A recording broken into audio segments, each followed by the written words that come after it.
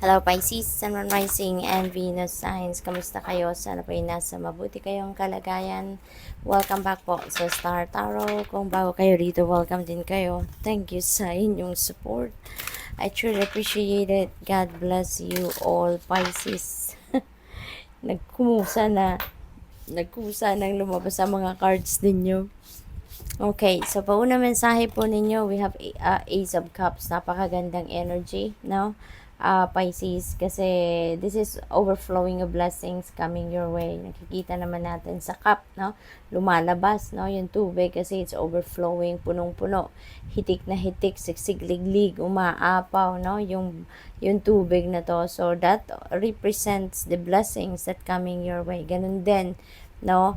Ang parating na biyaya sa inyo, it's going to be overflowing, sobra-sobra para sa'yo, yung ganon. So, this is, whatever this is, no, na mga biyayang paparating sa inyo is gonna come in abundance. No? Kaya ngayon pa lang, pagpasalamat na ninyo, Pisces, kahit hindi pa dumadating, claim it at ipagpasalamat nyo na as if natanggap nyo na, no, yung mga biyayang ito. Whatever this is, no, these are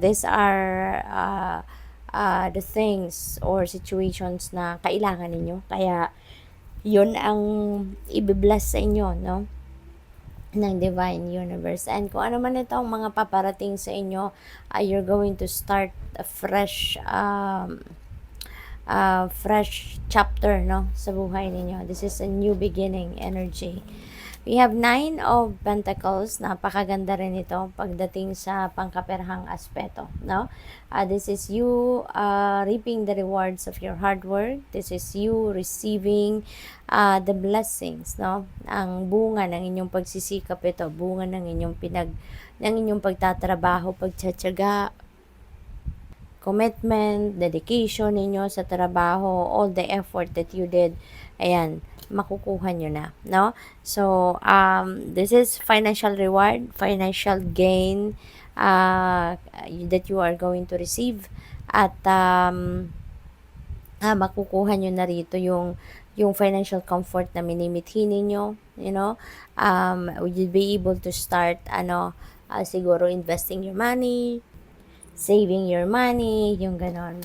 We have 8 of Cups. Ayan. So, yung 8 of Cups na to, this is, there is a desire of moving on, no? Pisces, meron kayong sitwasyon dito na pinag-iisipan ninyo or pinagpaplanuhan ninyong iwanan, talikuran, because you can feel na this is no longer yours. You can feel na hindi na ito yung lugar para sa'yo, hindi na ito yung sitwasyon para sa'yo. Kasi parang na ito dead end na. Yung bang wala ka nang mapupuntahan. There's no room for growth. There's no room for advancement. There's no room for progress dito. Pero alam ninyo sa sarili ninyo na marami pa kayong ibubuga. Marami pa kayong magagawa. Marami pa kayong maitutulong, no? Sa maraming tao. And that's what you want to do. No, so you are looking for a deeper meaning sa buhay ninyo. Marami pa kayong magagawa, marami pa kayong magagawa para makatulong at makapagpabago, no, ng buhay ng iba. So that's what you are looking for, no? Kaya gusto ninyong umalis sa sitwasyon na ito sa ngayon kasi hindi nyo na yan magagawa. Kung ano man yung mga mission ninyo sa ngayon, hindi na ninyo yan magagawa sa kung saan kayo naroon sa ngayon. Kaya you are leaving na, no, that situation. We have Hierophant. Maaaring naghihingi kayo ng guidance, no, from spiritual people. Maaaring lumalapit kayo sa mga spiritual guide, no, spiritual counselor, maaring ganon, para humingi kayo ng gabay, humingi kayo ng tulong na magkaroon kayo ng clear direction of where you are heading, para magkaroon kayo ng guidance kung tama nga bang iniisip ninyo, is this the right thing for you to do. So maybe humihingi kayo ng opinion, humihingi kayo ng sage advice from those people. We have forgiveness. Ayan. So, napakaganda rin ito kasi as you head towards a new beginning, gusto ninyong magsimula kayo on a clean slate. Gusto ninyong malinis muna yung puso ninyo, malinis yung dibdib ninyo, yung energy field ninyo. That's why you are choosing to forgive. So, ngayon, handa na kayong mag-move on sa buhay, kaya gusto ninyo din na magpatawad na rin kayo para mabawasan na or mawala na yung mga bigat sa inyong dibdib, mawala na yung tinik, kumbaga, sa inyong dibdib. What else? We have confidence. Ayan, you are also confident, no? You are confident na kung saan kayo papunta, kung tutuloy ninyo ito, pag-move on ninyo from whatever situation you have right now, confident kayo, no, na doon kayo, yun ang best para sa'yo. Now, you're going to be very confident about yourself as well. Maring nakatulong or makakatulong sa inyo ang advice ng mga taong ito, no? Nalalapitan ninyo yung mga spiritual people.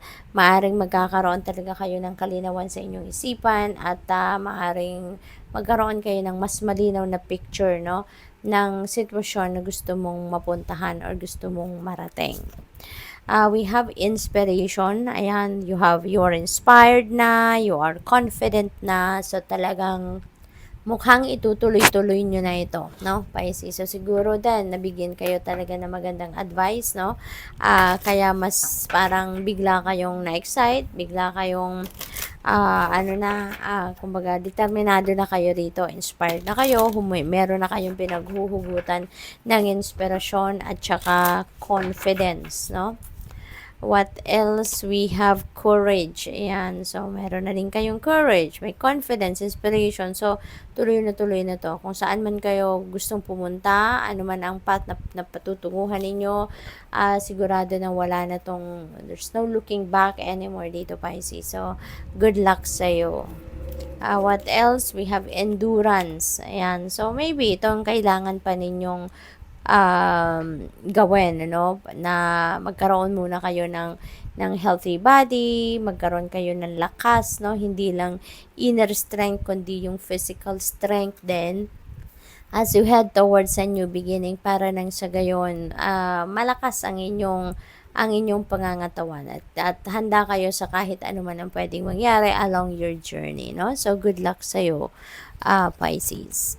We have attraction at saka dalawa pala sila, okay? So, this is attraction, no? So, when you are inspired, when you are confident, no? At saka wala na din kayong mga tinik sa dibdib, wala nang nagpapabigat, no, sa inyong pakiramdam.